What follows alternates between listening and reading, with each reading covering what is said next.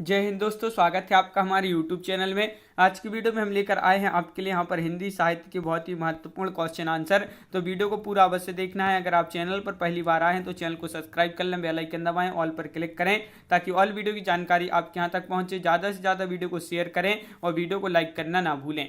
आज का अपने यहाँ पर फर्स्ट क्वेश्चन है, कविता करके तुलसी न लसे, कविता लसी पर तुलसी की कला। जो तुलसीदास की प्रशस्ति वचन इनमें से किसका है?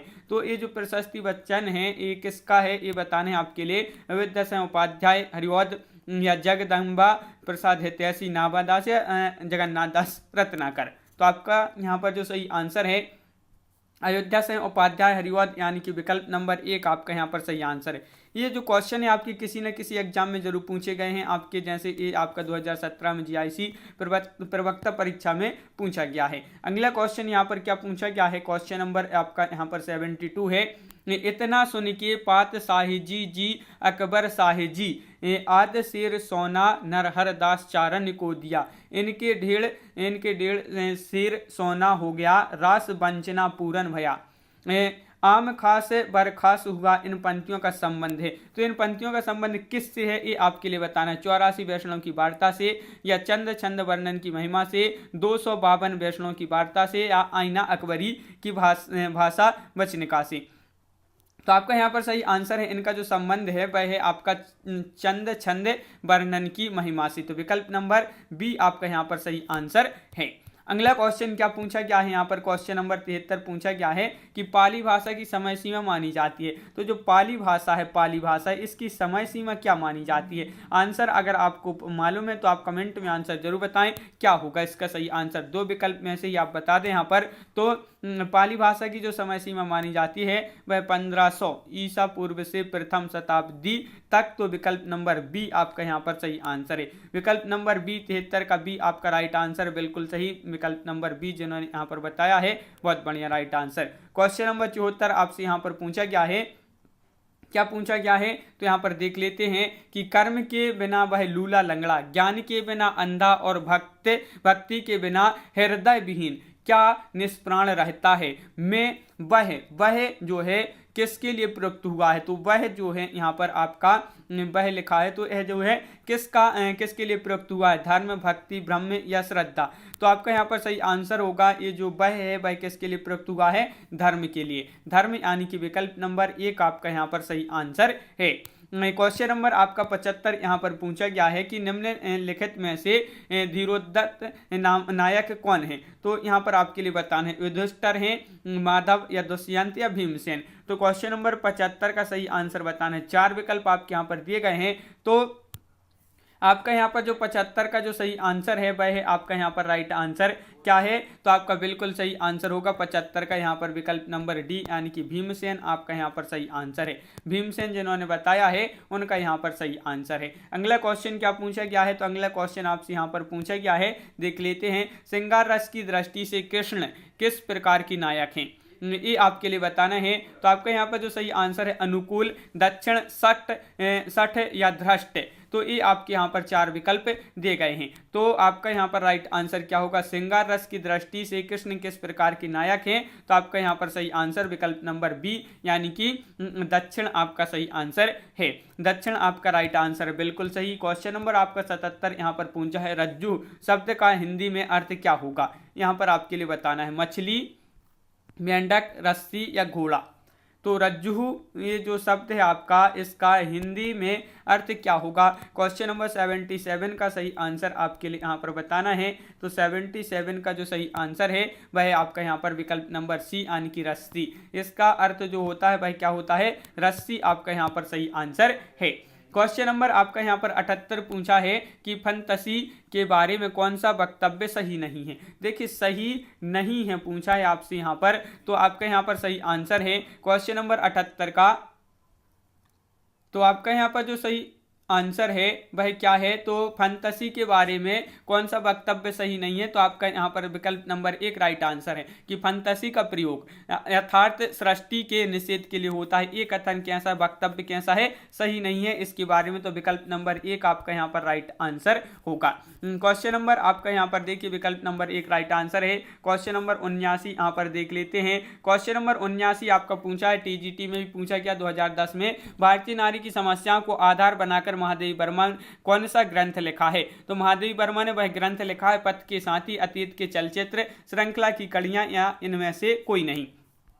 तो 79 का सही आंसर बताना है। तो भारतीय नारी की समस्याओं को आधार बनाकर महादेवी वर्मा ने कौन सा ग्रंथ लिखा है, तो वह लिखा है कौन सा, श्रृंखला की कड़ियां। तो विकल्प नंबर बी आपका यहाँ पर सही आंसर है, श्रृंखला की कड़ियां। क्वेश्चन नंबर आपका यहाँ पर क्या पूछा गया है, 80 क्या पूछा है, त्रिवेणी में किन 3 महाकवियों की समीक्षा प्रस्तुत है। ये क्वेश्चन महत्वपूर्ण है, कई बार पूछा जा चुका क्वेश्चन है आपका ये कि त्रिवेणी में किन 3 महान कवियों की समीक्षा प्रस्तुत इसमें की गई है, तो आपका यहाँ पर राइट आंसर होगा क्या होगा, क्वेश्चन नंबर 80 का सही आंसर। तो 80 का आपका जो सही आंसर है वह विकल्प नंबर बी यानी कि जायसी सूर्य तुलसी, आपका यहाँ पर विकल्प नंबर बी यहाँ पर सही आंसर, जायसी सूर्य तुलसी आपका यहाँ पर राइट आंसर है। क्वेश्चन नंबर यहाँ पर 81 पूछा गया है, खरोष्टी लिपि की उत्पत्ति किससे हुई है। ये आपका महत्वपूर्ण क्वेश्चन है, खरोष्टी लिपि जो है इसकी उत्पत्ति किससे हुई है, ये आपके लिए यहाँ पर बताना है। तो इसकी उत्पत्ति किससे हुई है, तो आप बताइए यहाँ पर चित्र लिपि से या अरमाइक लिपि से या कीलाक्षर लिपि से या ब्राह्मी लिपि से। तो आपका यहाँ पर सही आंसर है यहाँ पर अरमाइक लिपि आपका राइट आंसर है, विकल्प नंबर सी आपका यहाँ पर सही आंसर है। क्वेश्चन नंबर आपका यहाँ पर जो 82 दिया गया है वह क्या दिया गया है, तो यहाँ पर देख लेते हैं क्वेश्चन नंबर 82। देखिए चूलिका किसका भेद है, पाली, अपभ्रंश, प्राकृत या पारसी। क्वेश्चन नंबर 82 का सही आंसर, 82 का सही आंसर आपके लिए यहाँ पर बताना है। ये क्वेश्चन आपका पूछा गया है और प्राकृत आपका यहाँ पर सही आंसर है। प्राकृत चूलिका जो है ये किसका भेद है, तो ये है जो है किसका भेद है, तो आपका राइट आंसर है प्राकृत, आपका यहाँ पर विकल्प नंबर बी आपका यहाँ पर सही आंसर है, प्राकृत आपका राइट आंसर है, बिल्कुल सही। अगला क्वेश्चन क्या पूछा गया है, तो अगला क्वेश्चन यहाँ पर देख लेते हैं। क्वेश्चन नंबर 83 आपका यहाँ पर जो पूछा गया है वह क्या पूछा गया है, तो देख लेते हैं। ये है आपका कि निबद्ध या निबंध काव्य कौन सा नहीं है, नहीं पूछा है आपसे, तो विनय पत्रिका, शिवाजी को पत्र या पिल्लई की छाया या राम की शक्ति पूजा। तो आपका 83 का जो सही आंसर है, निबंध काव्य कौन सा नहीं है यहाँ पर या निबद्ध काव्य, तो आपका यहाँ पर सही आंसर है विकल्प नंबर 1 यानी कि विनय पत्रिका। विनय पत्रिका जो है निबंध काव्य नहीं बल्कि ये क्या है, गीत काव्य है, याद रखना है, गीत काव्य है विनय पत्रिका, निबंध काव्य या निबद्ध काव्य नहीं है। क्वेश्चन नंबर 84 यहाँ पर पूछा गया है, क्या पूछा गया है कि प्रगीत काव्य में प्राधान्यता होती है भावना और गीतात्मकता की, संगीतात्मकता की, प्रकृति चित्रण की या उपरोक्त में से कोई नहीं। तो 84 का आपका जो सही आंसर है वह आपका यहाँ पर 84 का राइट आंसर विकल्प नंबर आपका यहाँ पर बी राइट आंसर है, संगीतात्मकता की इसमें जो है प्राधान्यता होती है, किसमें, प्रगीत काव्य में, किसमें, प्रगीत काव्य में। क्वेश्चन नंबर 85 आपसे यहाँ पर पूछा गया है, चंपू के 2 भेद हैं, तो चंपू के कौन से 2 भेद हैं ये आपके लिए यहाँ पर बताना है। 2 भेद कौन कौन से हैं, तो क्वेश्चन नंबर आपका यहाँ पर 85 है और 85 का सही आंसर है आपका डी, ब्रुद और क्रमबक आपका यहाँ पर सही आंसर है। तो विकल्प नंबर डी आपका यहाँ पर सही आंसर है, बिल्कुल सही, विकल्प नंबर डी जिन्होंने बताया है उनका यहाँ पर सही आंसर है। क्वेश्चन यहाँ पर अगला दिया गया है क्वेश्चन नंबर 86 की कार्यक्रम की दृष्टि से इसमें से सबसे पुराने कवि कौन है। एक क्वेश्चन आपका पीजीटी में पूछा गया क्वेश्चन है, पीजीटी में एक क्वेश्चन आपका पूछा गया है कि कार्यक्रम की दृष्टि से इनमें से सबसे पुराने कवि कौन से हैं, तुलसीदास, बिहारी, सूरदास या विद्यापति। ये आपके 4 विकल्प हैं। क्वेश्चन नंबर है 86 और 86 का सही आंसर आपका यहाँ पर होगा, क्या होगा राइट आंसर, विद्यापति। विद्यापति आपका यहाँ पर सही आंसर है, विद्यापति जिन्होंने बताया है। विद्यापति ठाकुर का जन्म जो है 1380 ईस्वी में ग्राम बिस्पी मधुबनी बिहार में तथा निधन 1460 ईस्वी में इनका निधन हुआ था। अगला क्वेश्चन क्या है, देखिए यहाँ पर क्वेश्चन नंबर आपका यहाँ पर 87 पूछा है। हिंदी आलोचना में जातीय शब्द का राष्ट्रीय अर्थ में सर्वप्रथम प्रयोग किसने किया है? तो जो जातीय शब्द है, जातीय शब्द का राष्ट्रीय अर्थ में सर्वप्रथम प्रयोग किया भारतेंदु हरिश्चंद्र, महावीर प्रसाद द्विवेदी, डॉक्टर रामविलास शर्मा या आचार्य रामचंद्र शुक्ल। तो क्वेश्चन नंबर 87 का सही आंसर बताना है, तो 87 का आपका यहाँ पर राइट आंसर होगा विकल्प नंबर 1, भारतेंदु हरिश्चंद्र आपका यहाँ पर सही answer, Bharatendu Harishchandra right answer है। क्वेश्चन नंबर आपका यहाँ पर 88 जो पूछा गया है, क्या पूछा गया है, तो यहाँ पर देख लेते हैं। क्वेश्चन नंबर 88 आपका ये रहा आपकी स्क्रीन पर, देखिए ये है कि रूपकों का बादशाह किसे कहा जाता है? तो क्वेश्चन नंबर आपका यहाँ पर 88 पूछा है तुलसीदास जी को या सूरदास या कबीर या परमानंद दास। तो किसको कहा जाता है? रूपकों का बादशाह है, रूपकों का बादशाह कहा जाता है तुलसीदास जी को। किसको? तुलसीदास आपका यहाँ पर सही आंसर है, विकल्प नंबर आपका यहाँ पर 1 जो है राइट आंसर है। रूपकों का बादशाह इनको कहा जाता है, बिल्कुल यहाँ पर देख लिए। बच्चन से अपनी पुस्तक हिंदी साहित्य का दूसरा इतिहास में लिखते हैं कि रूपकों के बादशाह गोस्वामी तुलसीदास जी हैं। क्वेश्चन नंबर 89 आपसे पूछा गया है, क्या पूछा गया है कि बिहारी सतसई पर फिरंगे सतसई नाम से फारसी भाषा में एक टीका लिखी गई, जिसके टीकाकार हैं। तो इसके टीकाकार कौन हैं? क्वेश्चन नंबर 89 का सही आंसर फिराक गोरखपुरी, अमीर खुसरो, आनंदी लाल शर्मा या मिर्जा गालिब। तो बिहारी सतसई पर फिरंगी सतसई नाम से फारसी भाषा में एक जो है टीका लिखी थी, और इसके टीकाकार कौन है? आनंदी लाल वर्मा आपका यहाँ पर सही आंसर है, आनंदी लाल वर्मा आपका यहाँ पर शर्मा आपका यहाँ पर राइट आंसर, आनंदी लाल शर्मा। अगला क्वेश्चन क्या पूछा गया है? क्वेश्चन नंबर 90 आपसे यहाँ पर पूछा है, निज भाषा उन्नति है सब उन्नति को मूल, बिनु निज भाषा ज्ञान के मिटत नहीं को सूल, कविता किस पत्र में छपी थी? तो ये कविता जो है ब्रह्मांड, आनंद कादम्बिनी, हिंदी प्रदीप या नांगरी नीरज। तो कौन सी में छपी थी ये बताना है, तो आपका सही आंसर ये देखिए आपका क्वेश्चन पूछा गया है पीजीटी में 2013 में, और आपका यहाँ पर हिंदी प्रदीप में जो है ये कविता छपी थी। तो विकल्प नंबर आपका यहाँ पर बी राइट आंसर होगा, विकल्प नंबर बी राइट आंसर बिल्कुल सही। क्वेश्चन नंबर आपका यहाँ पर 91 पूछा है, सेवा को बखानो की बखानो छत्रसालकों में सेवा का अर्थ क्या है? तो इसमें सेवा का अर्थ आपके लिए यहाँ पर बताना है, ये सेवा का अर्थ यहाँ पर क्या है? शिवजी, महादेव, शिवाजी या बालाजी। तो क्वेश्चन नंबर 91 का आपका जो सही आंसर है, 91 का राइट आंसर है आपका यहाँ पर शिवाजी, शिवाजी आपका यहाँ पर सही आंसर है।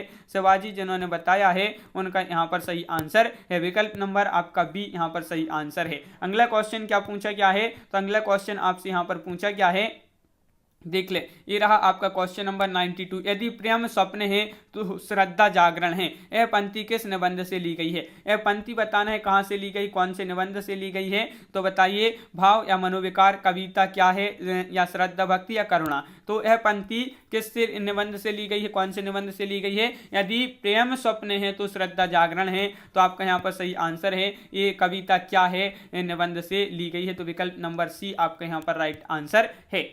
आचार्य रामचंद्र शुक्ल की कीर्ति चिंतामणि निबंध संग्रह के द्वितीय निबंध कविता क्या है से यदि प्रेम स्वप्न है तो श्रद्धा जागरण ये पंक्ति उद्धृत है या ली गई है। क्वेश्चन नंबर आपका 93 पूछा है 93, अध्यय का कवि किसे कहा गया है? दिनकर, अज्ञे, चित्रलोचन या गिरजा कुमार माथुर। तो क्वेश्चन नंबर 93 का सही आंसर बताना है, अध्यय का कवि किसे कहा गया है? तो आपका यहाँ पर सही आंसर है, अध्यय का कवि कहा गया है दिनकर को। किनको? दिनकर आपका यहाँ पर सही आंसर है, दिनकर आपका राइट आंसर है, बिल्कुल सही। क्वेश्चन नंबर आपका 94 यहाँ पर पूछा गया है, क्या पूछा गया है? तो यहाँ पर देख लेते हैं, ये रहा आपका क्वेश्चन नंबर 94। देखिए, निम्नलिखित में से कौन सा कथन लघु कथा की विशेषता है? लघु कथा की विशेषता है पूछा है आपसे, तो आपका राइट आंसर है विकल्प नंबर आपका डी यहाँ पर राइट आंसर है कि निम्नलिखित में से कौन सा कथन लघु कथा की विशेषता है। तो लघु कथा का ताना बाना किसी एक मर्मांतक बिंदु पर केंद्रित होता है, यह आकार और यह आकार में लघु होती है। तो ये आपका विकल्प नंबर डी जो है राइट आंसर है। क्वेश्चन यहाँ पर आपका जो अगला दिया गया है क्वेश्चन नंबर 95 आपसे यहाँ पर पूछा गया है। क्या पूछा गया है तो यहाँ पर देख लेते हैं। ये है आपका क्वेश्चन नंबर 95। उपन्यास और कहानी के अंतर को व्यक्त करने वाला जो कथन सही नहीं है उसे छांटिए। देखिए सही नहीं है पूछा है आपसे यहाँ पर, तो कौन सा कथन सही नहीं है? तो आपका सही आंसर यहाँ पर है 95 का विकल्प नंबर आपका यहाँ पर क्या होगा राइट आंसर? तो डी राइट आंसर है, यानी कि उपन्यास कहानी का लघु संस्करण होता है, कहानी उपन्यास का 10वां भाग है। एक कथन सही नहीं है, तो विकल्प नंबर डी आपका सही आंसर यहाँ पर है। क्वेश्चन नंबर 96 96वां क्वेश्चन पूछा है आपसे यहाँ पर,